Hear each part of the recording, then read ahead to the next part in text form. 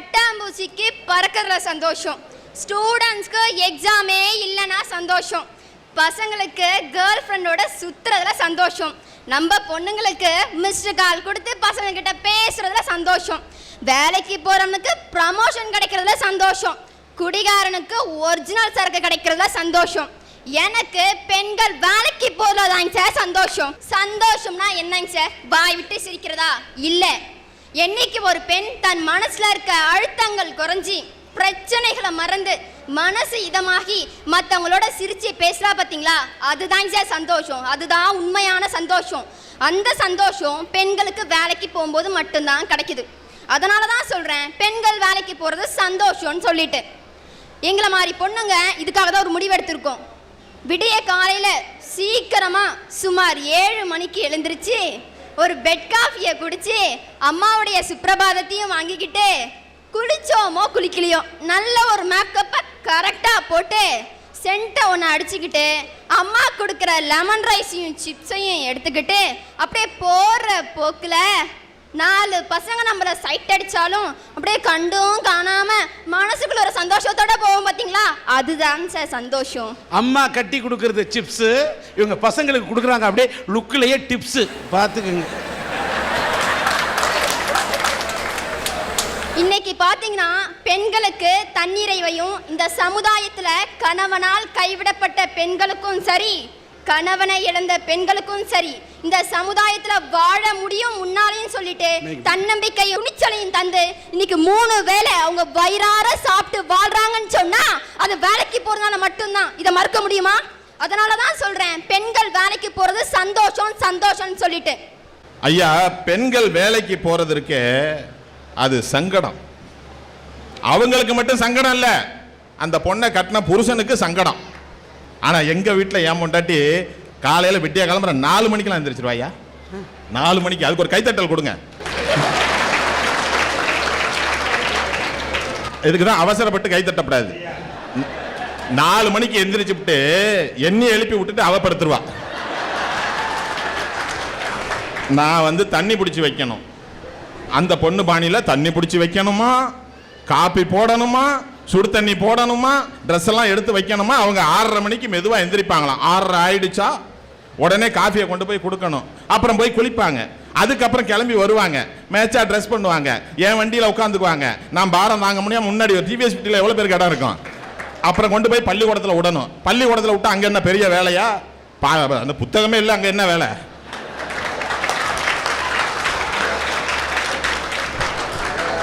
சத்தம் போடாதீங்கடா அப்படின்னு சொல்லி ரிட்டையர்டான தமிழ்வாதியார் நிறைய பேர் இருக்காங்க. என் மனைவி ஒரு டீச்சருங்கிறது எனக்கு ரொம்ப பெருமை. இப்போ பள்ளிக்கூடத்துக்கு போறாங்க, சத்தம் போடாதீங்கடாங்கிறாங்க. பிள்ளைங்க தானே முன்ன படிச்சு கிழிக்கும், இப்ப கிழிச்சு கொடுக்குறாங்க புத்தகத்தை. இல்லையா, படிச்சு கிழிச்சது அந்த காலம், இப்ப கிழிச்சிட்டு படிக்கிறது இந்த காலம்னு வச்சுக்க. ஆக காலம் மாறுது. அப்புறம் சாயந்தரம் 4 மணிக்கு பெல் அடிச்சோன்னே அவங்கள கிழிச்சு படிக்கிறாங்க. முன்னாள் முதல்வரை கிழிச்சா பரவாயில்லையா, திருக்குறளை தீட்டின வள்ளுவரையே கிழிக்கிறாங்களையா, தாங்க முடியலையா. அது ஒரு அவங்கள பள்ளிக்கூடத்தில் விட்டுட்டு நான் போஸ்ட் ஆஃபீஸுக்கு வேலைக்கு போகணும். அதுக்கப்புறம் மறுபடியும் அவங்க பள்ளிக்கூடத்துல இருந்து வீட்டில் போய் விட்டுட்டு அதுக்கப்புறம் போய் நல்ல டிஃபனா போய் வாங்கிட்டு வரணும். ஏன்னா அவங்க சமைக்க மாட்டாங்களாம், வேலைக்கு போறாங்களாம். இன்னைக்கு வேலைக்கு போற பெண்கள் இருக்கிற இடத்துல அந்த கணவனுக்கு நல்ல சாப்பாடு கிடைக்குதா? முதல்ல கடையில போய் நூடுல்ஸ் வாங்கிட்டு வான்னு சொல்றாங்க. கடையில் அவன் நூடுல்ஸ் தயார் பண்றதை பார்த்தாவே படபடங்குது. இதுல எடுத்து போடுறான், இதுல எடுத்து போடுறான், இதுல எடுத்து போடுறான், இதுல எடுத்து போடுறான். சாமி கும்பிட்டு விபூதி குங்குமம் வச்சிருக்கான், அதுலயும் அள்ளி போடுறான். ஐயா போட்டு அப்படி நிறவான் பாருங்க, கட்ட கட்ட கட்டன்னு அடிப்பான் பாருங்க. இங்க வயிறு பத்திக்கிட்டு எரியும், அங்க பத்திக்கிட்டு அங்க எரியுது. டிஃபனை வாங்கிட்டு கொடுத்துட்டு நான் பொறுமை தாங்க முடியாம, மனசு கேட்க முடியாம, நான் ஏண்டி நான் தெரியாம தான் கேட்கறேன், நான் உண்மையிலே ஹஸ்பண்டா இல்ல சர்வெண்டா அப்படின்னு. அவ சொல்றா சர்வெண்ட் கம் ஹஸ்பண்டுங்கிறான். இன்னொன்னு இதுக்கு சவனே நீ நாக்க புடுங்கிக்கிட்டு பேசாம இருந்துரு. பெண்கள் வேலைக்கு போறதுனால டைவர்ஸ் கேஸ் குறையுது சார். எப்படின்னா 2 பேருமே வேலைக்கு போறதுனால பேசுறதுக்கே இடம் இல்லை. பேசினா தானே சார் பிரச்சனை. ஏன்ட்டு எப்ப பார்த்தாலும் எப்ப மாதிரி கத்திட்டு இருக்க அப்படின்னு சொல்ற ஹஸ்பண்ட் கூட நம்ம வைஃப் 4 வார்த்தை பேச மாட்டாளான்னு சொல்லிட்டு சும்மா ஏங்க வைக்கிறோம் பார்த்தீங்களா, அதுல இருக்கு சார் சந்தோஷம். இதனால சண்டை குறையுது, அஃபெக்ஷன் அதிகமாகுது. அதனால தான் சொல்றேன் பெண்கள் வேலைக்கு போறது சந்தோஷம் சந்தோஷம்னு. சாரிக்கு மயங்கா பொண்ணும் நகைக்கு ஆசைப்படா பொண்ணும் உலகத்துல வாழ்ந்ததா சரித்திரமே இல்லை சார். சும்மா கடை பக்கம் வந்து பாருங்களேன், ஜிகு ஜிகு ஜிகுன்னு சாரியும் சுடிதார் கலெக்ஷன்ஸ் வந்து இறங்கி இருக்கு. எங்களை மாதிரி பொண்ணுங்களுக்கு அதை பார்த்த உடனே வாங்கணும்னு தோணும், கூடவே 2000 ரூபாய் வேணும்னு தோணும். யாரை சார் போய் கேட்பேன், அவர் கொடுப்பாரா? கொடுக்க மாட்டாரு. ஒன்று எங்கள் பெற்றவங்கள போய் கேட்கணும், இல்லைனா என்னையும் நம்பி சுத்துறான் பார்த்தீங்களா 3 வருஷமா, அவனையும் கேட்க முடியாது. ஏன்னா அவனே வேலைக்கு போவாத வெட்டி பையன். அது என்ன ஒரு தைரியம் இருந்தா அது பின்னால 4 வெட்டி பைய சுத்துறானா? ஆமா, அதுக்கு பின்னால வெட்டி பைய சுத்தாம IAS IPS முடிச்சவன் தான் சுத்துவானே. அதுவே நாங்கள் வேலைக்கு போனோம்னா சிக்கனமா, ரொம்ப ரொம்ப சிக்கனமா ஒரு 2000 ரூபாயில சமைக்கி சாரியோ இல்லைன்னா ஒரு மசக்கடி சுடிதாரை வாங்கி அதுக்கு மேட்சிங்கா 1000 ரூபாய்க்கு ஃபேன்சி ஐட்டத்தை வாங்கி குவிச்சு அதை போட்டுக்கும் போது இருக்கும் பாருங்க சார் சந்தோஷம். அட அட அட, உலகத்துல வேற என்ன சார் இருக்கு சந்தோஷம்? அதனாலதான் சொல்றேன், பெண்கள் வேலைக்கு போறது சந்தோஷம் சந்தோஷம்னு. ஐயா, அதுக்கு சம்பளம் எவ்வளவுன்னு கேளுங்க. 4000. பாத்தீங்களா, 4000 ரூபாய் சம்பளத்தை வாங்கி வச்சுக்கிட்டு 8000 ரூபாய்க்கு பட்ஜெட் போட்டிருக்கு. இப்ப இது காசையும் செலவு பண்ணி வீட்டில் இருக்கிறவங்க காசையும் செலவு பண்றதுக்கு நீ வேலைக்கு போனா என்ன, போவாட்டினா என்ன? அதை கட்டிக்கணும்னு கனவு காண்றவனே அதை பத்தி கவலைப்படல, நீ எதுக்கு கவலைப்பட்டு இருக்க? பாப்பா மசக்களி சுடிதார் வாங்குறேன்னுச்சு, ஜிகினா புடவை வாங்குறேன்னுச்சு. நான் ஒன்று கேட்குறேம்மா, அச்சம், மடம், நாணம், பயிர்ப்புன்னு சொல்கிறாங்களே, அது ஏதாவது தெரியுமா? அப்படின்னா என்ன? அது எந்த கடையில விக்குது சார்? எந்த கடையில விக்கிறாங்க? கரெக்டா சொன்னீங்க, கரெக்டா சொன்னீங்க அப்படின்னு கேட்கும். சிவன் பாதி சரிபாதி பார்வதின்னு புராணத்துல சொன்னாங்க. ஆனா இந்த கலியுக காலத்துல உண்மையாலுமே பெண்கள் வேலைக்கு போய் ஆண்களுக்கு சரிபாதியா பொருளாதாரத்துல ஈடும் கட்டுறாங்க, கூடவே வீடும் கட்டுறாங்க சார். இதுலயா சார் சந்தோஷம்? அதனாலதான் சொல்றேன், பெண்கள் வேலைக்கு போறது சந்தோஷம்னு. பெண்கள் வேலைக்கு போறது தான் சந்தோஷம்னு சொல்ற பொண்டாட்டி ஒரு பக்கம், அவ வேலைக்கு போனா குடும்பம் நல்லா இருக்காதுன்னு சொல்ற அம்மா ஒரு பக்கம், நடுவில் நான் நின்றுக்கிட்டு தர்ம சங்கடத்தில் நிற்கிறேயா. இதுக்கு காரணம் என்ன? பெண்கள் வேலைக்கு போகிறது தான். அதனால தான் சொல்கிறேன், பெண்கள் வேலைக்கு போகணுங்கிற கான்செப்டே தப்புயா. ஐயா, முன்னாடியெல்லாம் பொம்பளைங்க வேலைக்கு போகாமல் வீட்டில் இருந்து குழந்தைய பாசமாக பரிவாக அன்போடு வளர்த்தாங்க, பையன் அழகாக வளர்ந்தான். இப்போ அதை வேலைக்கு போயிடுது, பையன் இங்கே தெருவில் அனாதை மாதிரி தெரிஞ்சுக்கிட்டு இருக்கிறான். முன்னாடியெல்லாம் தாய்ப்பாலை கொடுத்து பையலை வளர்த்தாங்க, அதனால அவனுக்கு தாய்ப்பாசம் இருந்துச்சு. இப்போ பாட்டில் பாலை கொடுத்து வளர்க்குறாங்க, அதனால தான் அவன் பாட்டில் மேலேயே பாசமாக இருக்கிறான். ஐயா, ஒன்றே ஒன்று சொல்கிறேங்கய்யா, பொம்பளை பிள்ளைங்க வேலைக்கு போகிறதுனால பொண்ணு கிடைக்குதா முதல்ல? ஐயா, அந்த பொண்ணு முன்னாடி 4 பேர் சுற்றுறான், அதில் ஏதாச்சும் ஒருத்தனையாவது இது கல்யாணம் பண்ணிக்குதா?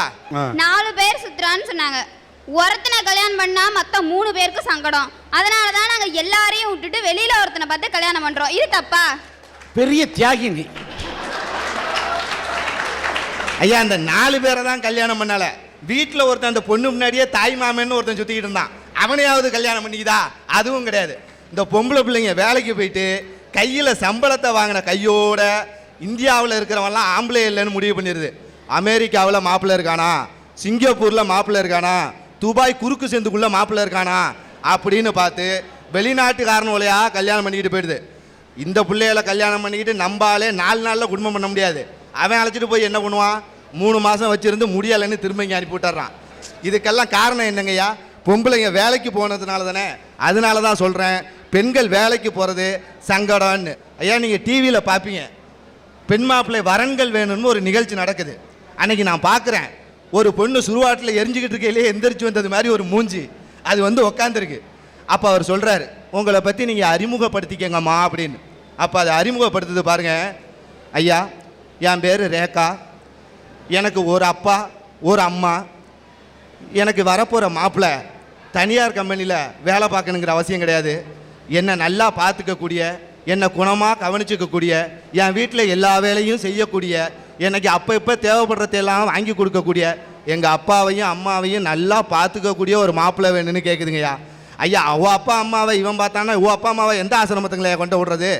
இதுக்கெல்லாம் காரணம் என்ன? பெண்கள் வேலைக்கு போகிறங்கிற ஆணவம். அதனால தான் சொல்கிறேன், பெண்கள் வேலைக்கு போகணுங்கிற கான்செப்டே தப்பு அப்படின்னு. ஐயா, வேலைக்கு போகிற அவசரத்தில் அந்த வீட்டில் நடக்கிற சம்பவத்தை பார்த்தீங்கன்னா உங்களுக்கு நல்லா தெரியும். ஒன்றும் இல்லை, ஒரு வீட்டில் ஒரு பொண்டாட்டியும் புருஷன் 2 பேருமே வேலைக்கு போகிறாங்கன்னு வச்சுக்கோங்க. அந்த காட்சியை பார்க்கலாம். காலையில் ஒரு 7 மணிக்கு அந்த வீட்டில் ஒரு ஜீவன் தூங்கிக்கிட்டு இருக்கோம். 3 வயசில் பையன். அவனை அப்படியே தூக்கிக்கிட்டு வந்து தண்ணியில் போட்டு ஒரு அமுக்கி என்னமோ உரிச்ச கோழியை தூக்குறது மாதிரி தூக்கி அவனை பார்த்தா அப்பையும் தூங்கிக்கிட்டே இருக்கான். அவனுக்கு சட்டையை போட்டு, சாக்ஸை போட்டு, ஷூவை போட்டு, ட்ராயரை போட்டு, என்னமோ விண்வெளிக்கு போகிறவனாட்ட சிலிண்டரை மாட்டி விட்றது மாதிரி பின்னாடி ஒரு பேக்கை மாட்டி விட்டு அவன் முன்னாடி இழுக்கிறான். அந்த பேக்கை அவனை பின்னாடி இழுக்குது. மல்லு கட்டி வெளியில் தள்ளி கொண்டுக்கிட்டு வந்தா வெளியில் ஒரு வேனை கொண்டாந்து மஞ்சள் கலரில் நிறுத்தியிருக்கான், நாய் பிடிக்கிற வண்டி மாதிரியே.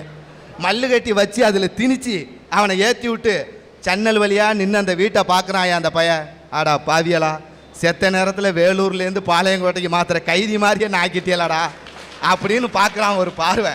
அதனால தான் சொல்கிறேன், பெண்கள் வேலைக்கு போகிறது சங்கடம்னு. நாங்கள் படித்து முடிச்சுட்டு வேலைக்கு போகாமல் வீட்டில் இருந்தோம்னா எங்கள் பெற்றவங்க என்ன நினைப்பாங்க, சட்டு பட்டுன்னு கல்யாணம் பண்ணுன்பாங்க. எங்களுக்கும் கல்யாணம் பண்ணி லைஃப்பில் செட்டில் ஆகி சந்தோஷமாக இருக்கணும் தாங்க சார் ஆசை. ஆனால் எங்களுடைய இத்தனோட எதிர்பார்ப்புகளை புரிஞ்சுக்கவும் மாட்டுறாங்க, கேட்கவும் மாட்டுறாங்க சார். நீங்களாச்சும் கேளுங்களாங்க சார். ஒன்றும் இல்லை சார், சூர்யா மாதிரி அழகாவும் விவேக் சார் மாதிரி காமெடி கலந்த கேரக்டரும் எங்களுக்கு போர் அடிக்கும் போது சும்மா ரவுண்டு கட்டி அடிக்கிறதுக்கு வட்டிவேல் மாதிரி ஆட்களையும், மொத்தத்தில் நான் ரொம்ப கெட்டவங்கன்னு சொல்கிற விஷால் மாதிரி ஆட்களும் அதெல்லாம் விடுங்க சார். சிம்பு மாதிரி அறிவாக இருக்கிற ஆட்களை நாங்கள் தேடுறோம். இல்ல எல்லாம் சொல்லிக்கிட்டு இருந்தேன், நான் மாட்டுக்கு அக்கடான்னு நின்று கடைசியில ஓட்ட பாத்தியா சிம்பு, உட்ட பாத்தியா ஒரு அம்பு, பண்ண பாத்தியா ஒரு வம்பு, எனக்கு அப்படியே போகுதுமா தெம்பு. ஏன்னா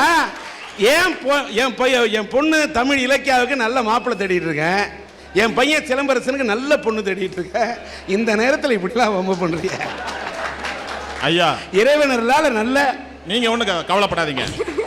ஒன்னெல்லாம் நான் வந்து தரகரா வச்சுக்கிறதா இல்ல. உங்களுக்கு ஒரு ஆபத்துனா நான் கை கொடுப்பேன். ஓ கை எனக்கு வேணாம். ஏன்னா நீ பொண்டாட்டிக்கிட்ட உதவாக்கியே.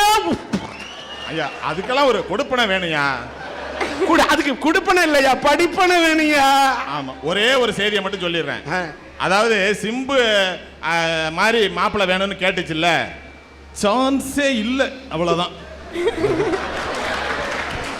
நாங்க அதை எதிர்பார்க்கிறோம். ஆனா அவங்க வரதட்சணை கொடுக்கணுன்ற ஒரு பேர்ல ஒரு உதவாக்கறேன், ஒரு ஃப்ராடு, விடுங்க சார். அதையும் இவரை மாதிரி வத்தலும் தொத்தலமா இருக்க ஒரு ஆளை போய் பிடிச்சி தலையில கட்டா நாங்க என்ன சார் பண்ணுவோம்?